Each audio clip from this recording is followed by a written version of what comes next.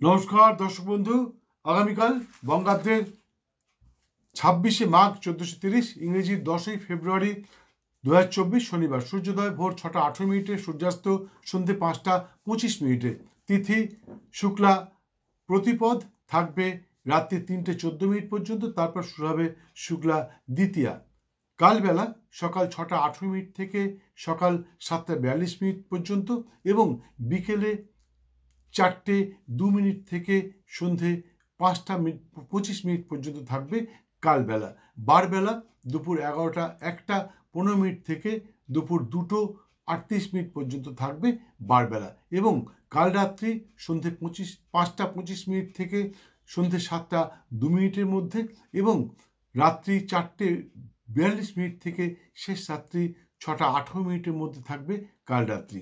আগামীকাল সূর্যোদয় থেকে রাত্রি 3টে 14 মিনিট পর্যন্ত যোগিনী থাকবেন পূর্ব দিকে, তারপর চলে যাবেন উত্তর দিকে।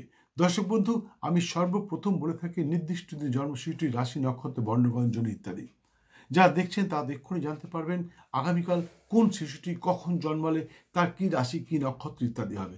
কিন্তু যারা বিগত দিনে জন্মে গেছে 2 বছর, 5 বছর, 10 বছর, 20 বছর আগে, তাদের রাশি ইত্যাদি জানবার জন্য আপনি স্ক্রিনে দেওয়া নাম্বার একটি ফোন করুন। আপনাকে এক পয়সাও দিতে হবে না। আপনি দেবেন আপনার জন্মের দিন, তারিখ, মাস, বছর, স্থান এবং সঠিক সময় বৃত্তান্ত। আমি আপনাকে বলে দেবো আপনার শিশুটির কখন রাশি, কি রাশি, কি নক্ষত্র ইত্যাদি।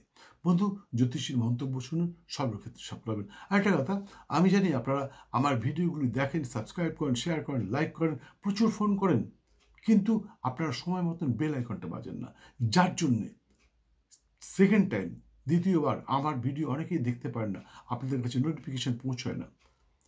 2-4-10 দিন 15 দিন পর হঠাৎ করে আমার ভিডিও দেখে আপনারা চমকেটেন এবং আমাকে ফোন করেন যে আপনার ভিডিও এতদিন দেখতে পাইনি কেন।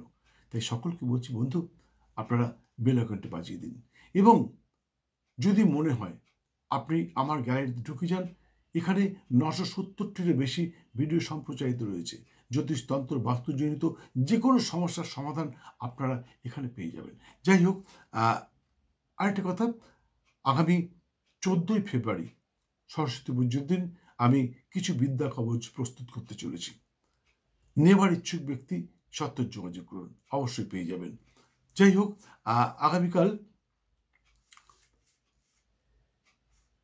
আগামীকাল সূর্যোদয় থেকে বেলা 10টা 2 মিনিটের মধ্যে যে সমস্ত শ্রী সন্তানের জন্ম হবে তাদের হবে মকর রাশি, বৈশ্য বর্ণ, ধনিষ্ঠা নক্ষত্র, দেবাড়ি বা রাক্ষসগণ, সিংহজনী এবং বিংশতির মতে তাদের জন্ম হবে মঙ্গলের মহাদশায় এবং এদের নামের অধ্যাক্ষর হবে খ অথবা বর্গের জ দিয়ে।